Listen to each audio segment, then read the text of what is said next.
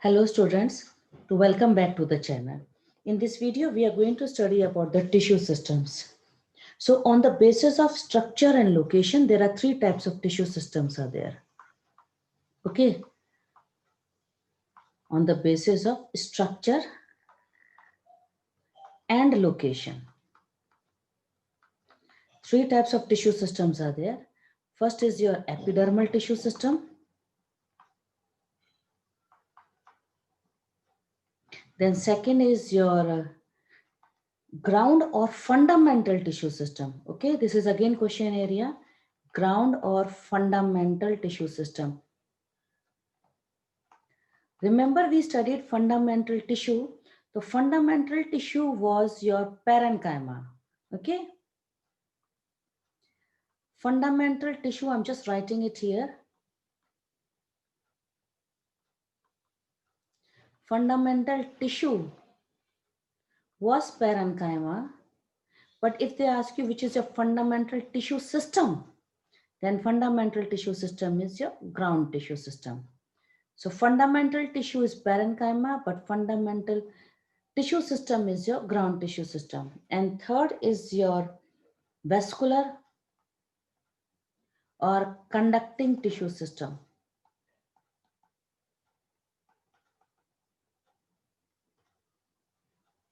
So in this video, we are going to study in detail about the epidermal tissue system. Epidermal tissue system, it forms the outermost covering of whole plant body. So it is outermost covering of whole plant body. Is it clear? Then what are the things we study in this? It includes, so this system will include, it include epidermal cells. It includes the stomata. Then it includes epidermal appendages.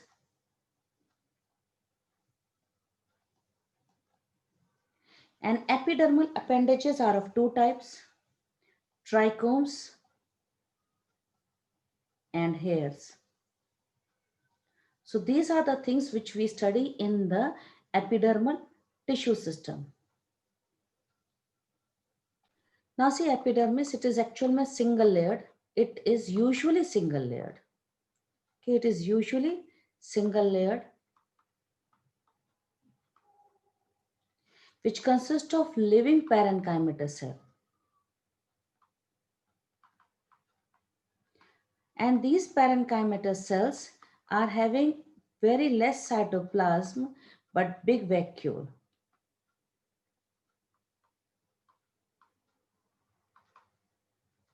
With a small cytoplasm, a small amount of cytoplasm. Cytoplasm is less, but vacuole is big in size with large central vacuole. Is it clear? Now exception. See the exceptions. Exceptions, it is multi-layered wear. It is multi-layered in the leaves of Nerium. It is multi-layered in the leaves of Nerium and Ficus. Okay. And it is also multi-layered in the velamen roots, in velamen roots of orchid.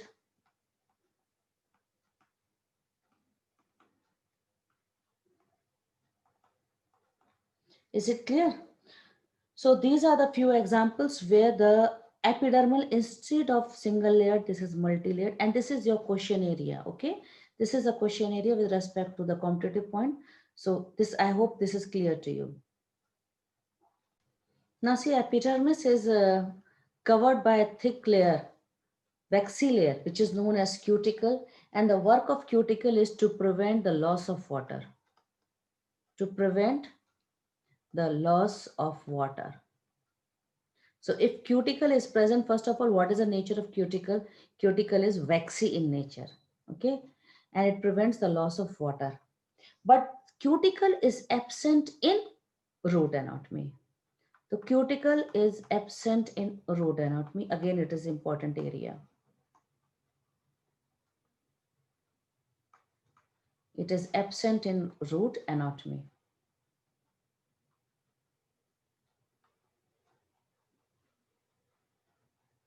Clear? Now, if suppose few cells are there which will not have cuticle, they are having some others. Now again, this is your additional information. See here. If epidermal cell contain, if they contain cystolith, then it is known as, that cell is known as lithocyst. That cell is known as lithocyst, and it is seen in ficus leaf. So in ficus leaves, they are present. Okay. Now, if suppose epidermal cell may contain silica also. So epidermal cell is having silica, and this silica is seen in equisetum. It is seen in equisetum and grasses. Equisetum is a member of the pteridophyte. It is a member of pteridophyte. And it is also seen in grasses. Clear? Now, in case of the root anatomy, epidermis is known as epiblemma. In root, epiblemma term is used in place of epidermis. Please remember, it's very important. We use word epiblemma, or we say it is also known as piliferous layer. Piliferous layer. We don't use word epidermis there. In case of epidermis, we prefer to use these two terminologies. Is it clear? So epidermis, which is single layered, present around whole body, it is covered with cuticle only in the aerial part of the plant, not in the root anatomy.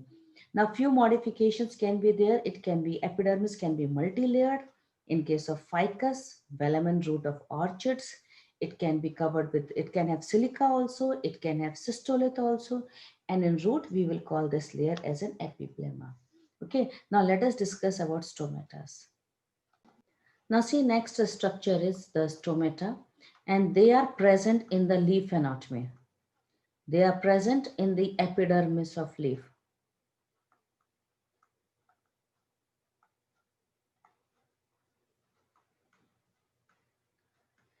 Is it clear? And their work is to regulate the process of transpiration and gaseous exchange. So their function is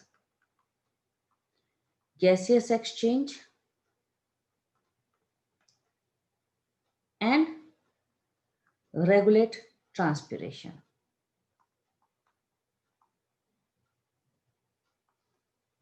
Now let me explain you the guard cell diagram.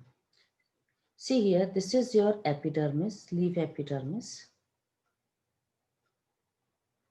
Okay, so this epidermis, which is covered with the cuticle, it will be covered with the cuticle, but I'm not drawing it here. See the diagram carefully. You're finding in this, I'm just rubbing it right now. You're finding these are the few cells which are present. These are known as guard cells. Clear? And they are smaller than the epidermal cells, and around the guard cells you are finding these are the subsidiary cells present. Okay, around the guard cells you are finding these are subsidiary cells present. Check the board carefully, okay beta? So now I'll draw it outside, you can understand it properly. So this is structure. This is your guard cell.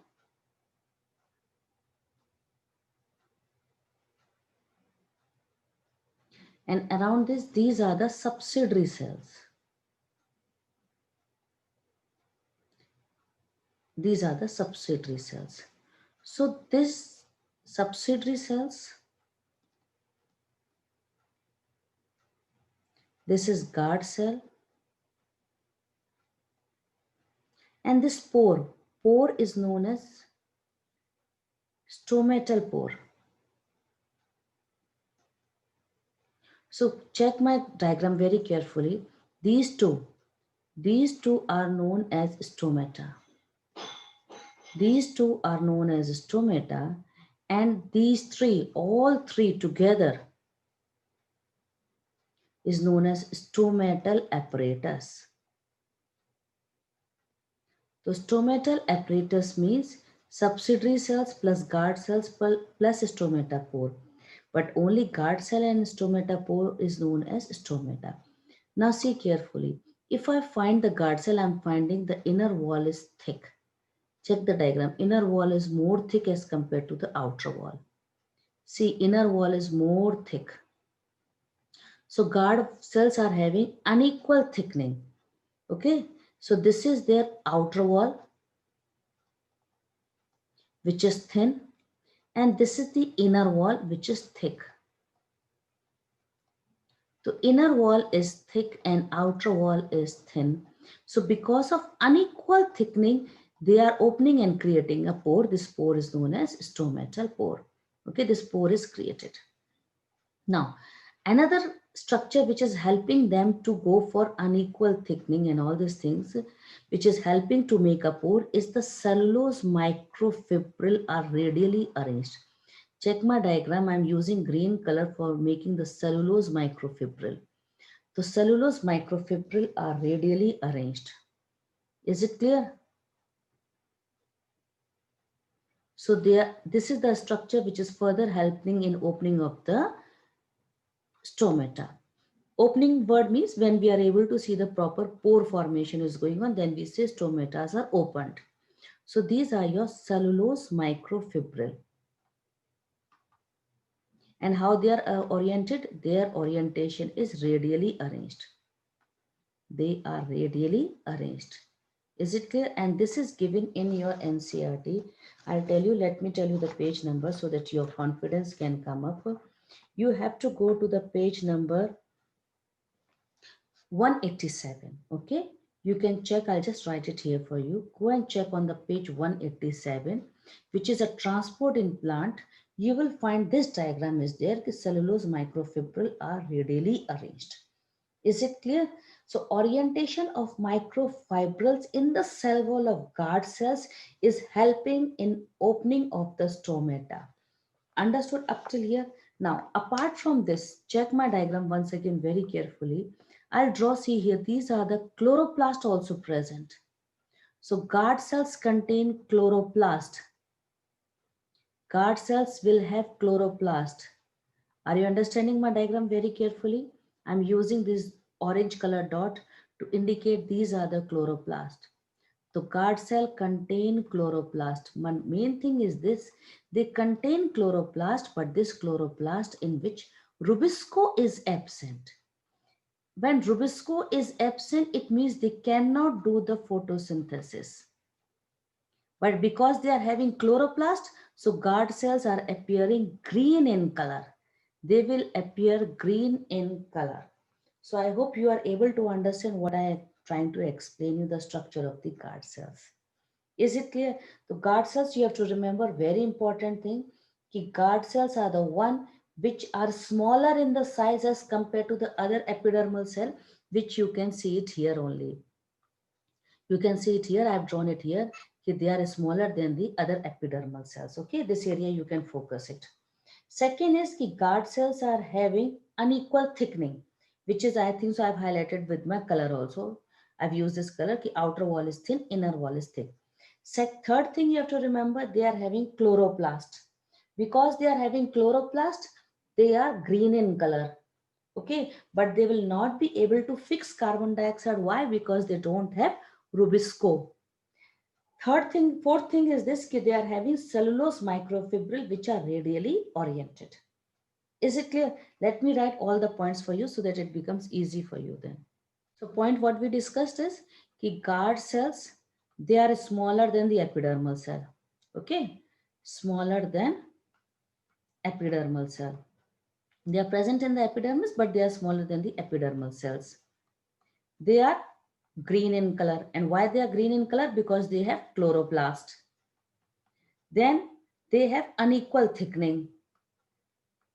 Unequal thickening. Unequal thickening means inner wall is thick as compared to the outer wall. Then they have radially arranged cellulose microfibril.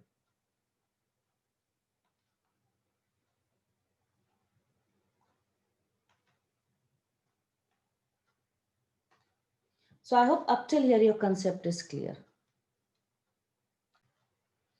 And around the guard cells, a few epidermal cells will become specialized in their shape and size.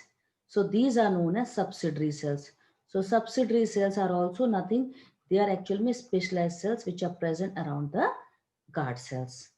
And the stomatal aperture means spore plus guard cells and subsidiary cells together is known as stomatal apparatus. I hope this much topic is clear to you. Okay. Few additional information with respect to competitive point, I'll give you just right now. Now see, based on the position where we find the maximum, are we finding them on the lower epidermis? The lower word means hypo, okay? We will say it is hypostomatic, means they are present more on the lower epidermis. For example, in the dicot. And if they are found on the upper epidermis more means epi. So if they are found more on the upper epidermis, then your example will be your hydrophytes which are floating, just like your lotus. Okay, that lotus which is floating is having the epidermis, which upper epidermis more stomata, so we say epistomatic. And if they are found equal on both the epidermis, then we say amphistomatic. Example generally monocots, especially isobilateral leaves. Now additional things, stomatas will be absent in the root anatomy. Stomatas are absent in root anatomy. Okay, and they are also absent in monotrapa. They are absent in monotrapa also. Now see another name what we use for them. In case of hypostomatic, we will say they are apple and mulberry type. This you will find in the questions only. Apple and mulberry type. Okay. And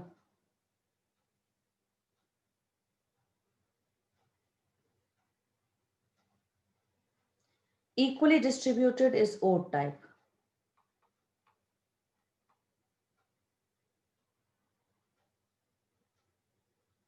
Is it clear? And when the stomatas are absent, then we say it is, let me write with all these things. Then we say this is your Potamogeton type.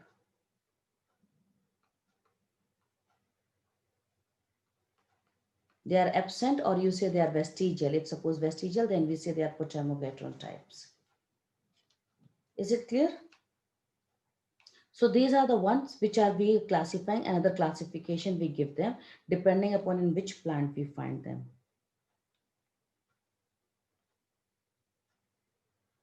Classification based on the development. Haplocholic means, see here, this is your one mother cell. This cell is going to give rise to guard cell. Okay. And another cell is there which is going to give rise to subsidiary cells. So both the guard cells and the subsidiary cells are coming from the different cells. Then such type of development is known as haplocholic type of development. Second type of development is your synditocholic.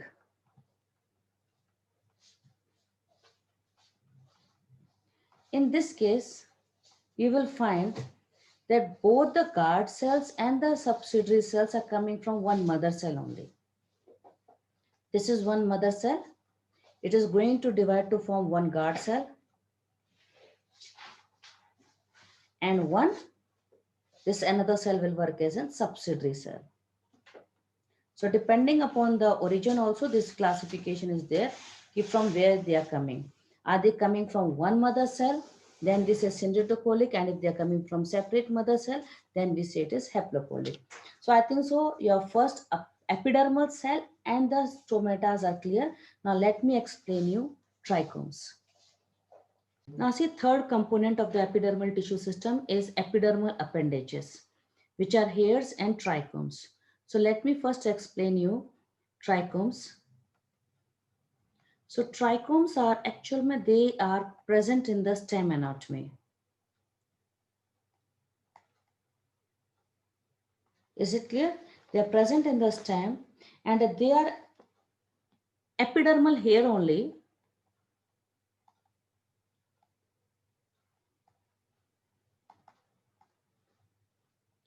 So they are usually multicellular. They are usually multicellular. They can be branched or unbranched, can be branched or unbranched.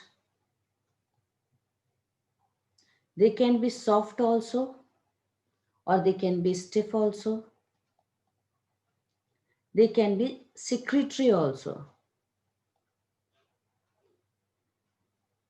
Is it clear? And their main work is to prevent water loss due to transpiration. So the function of trichome is to prevent water loss.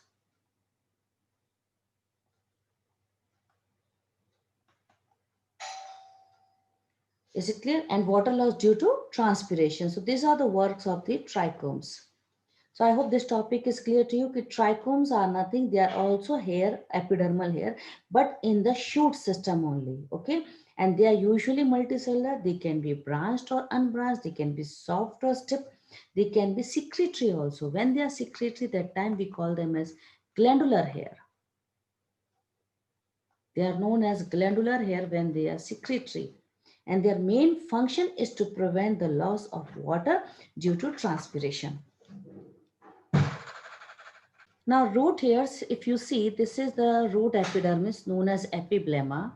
Okay, I told you root epidermis is not known as epidermis. We used to use a word, this is epiblemma or piliferous layer. From here, check my diagram carefully. This one cell, let us assume these few cells, now they are going to give rise to hair-like structure. The root hair are always unicellular and they are nothing, they are epidermal outgrowth. And see the diagram carefully. Let us assume this is the cytoplasm. Okay. So cytoplasm is present at the rim only.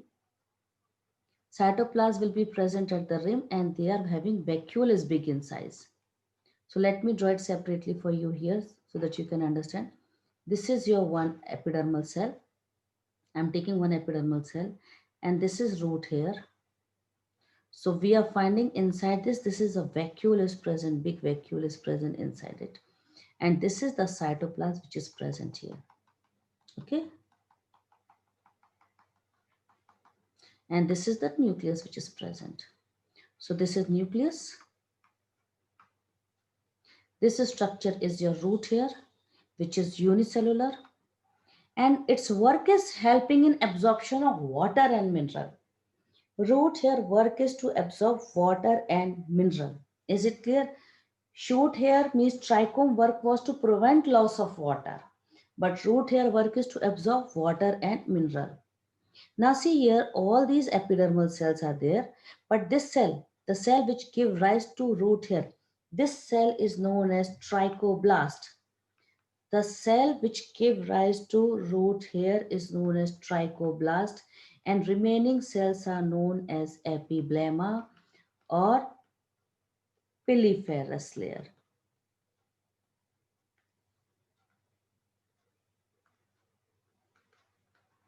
Is it clear? So remaining is known as epiblemma or piliferous layer, but one cell which is giving rise to root hair that is known as trichoblast. So trichoblast is giving rise to root hair which are unicellular and their work is helping in absorption of water and mineral. Okay, function is absorption. So I hope this topic is clear to you. Today we discussed in this video epidermal tissue system which consists of epidermal cell, stomatal cell and appendages which are of two types, trichomes and root hairs. So I hope this topic is clear to you. Thanks for watching.